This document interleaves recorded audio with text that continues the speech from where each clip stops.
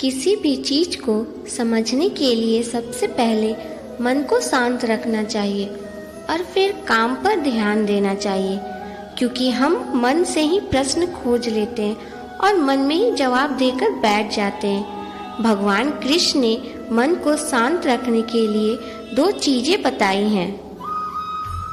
भगवत गीता में भगवान श्री कृष्ण कहते हैं, मन को बेचैन होना उसका स्वभाव है। हमारे मन को लगता है कि अगर वह अलग अलग बातों के बारे में सोचता रहेगा तो हमें आने वाली हर मुश्किल और मुसीबत से बचा लेगा, पर ऐसा होता नहीं है। हम अपने जीवन का काफी अधिक समय सोच विचार करके परेशान होने में निकाल देते हैं। भगवान श्री कृष्ण कहते हैं कि मन का यह स्वभाव बदलना मुश्किल जरूर है, असंभव नहीं। अच्छा, अब एक बात बताइए, क्या आप कौवे को कह सकते हैं कि वो काव काव की आवाज ना करे, या फिर क्या किसी मेढक को कह सकते हैं कि वो पानी देखते ही ऊंची छलांग ना मारे? हमारे मन का भी कुछ ऐसा ही है। जीवन में कुछ भी होता है, अच्छा या बुरा, हमारा मन उस पर काव काव करने लगता है। काव काव से मेरा मतलब है चिंता करना, व्याकुल होना। कोई बुरी बात होती भी नहीं है और मन परेशानी की ऊंची ऊंची लपटें लेने लगता है। कभी कभी तो मुझे ऐसा लगता है कि हमसे ही कोई लोग सिर्फ परेशान होने के लिए जीते हैं। सारी परेशानी, पीड़ा, दुविधा अक्सर हमारी मन की बनाई हुई कहानी होती है।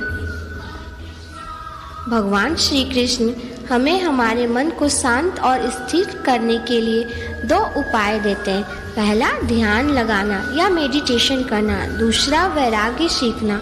अब ध्यान या मेडिटेशन शब्द सुनते ही आप में से कई लोग कहेंगे कि आंख बंद करके सांसें अंदर बाहर नहीं ले सकते।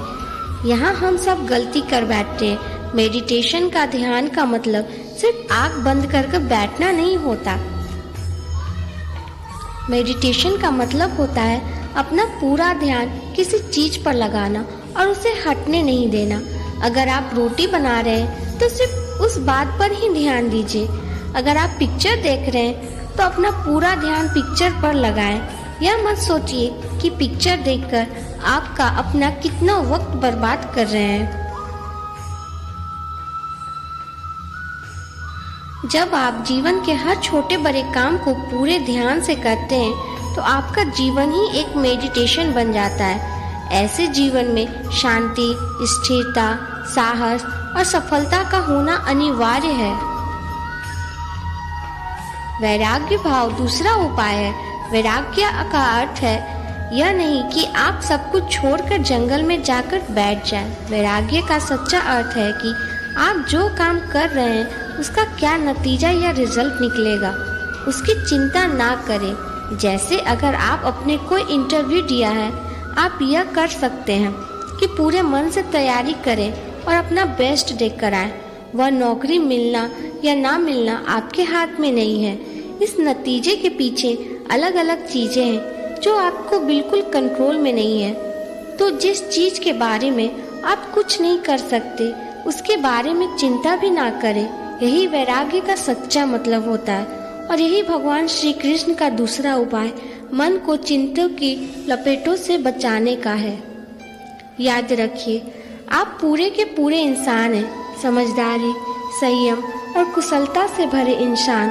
आपका मन जब भी कौवे की तरह अलग अलग बातों पर आपको परेशान करने लगे, तब अपने मन को भी प्यार से समझाइए और शांत कर लीजिए। बस आपके ऊपर विश्वास रखिए कि आप कभी अपना बुरा नहीं होने देंगे।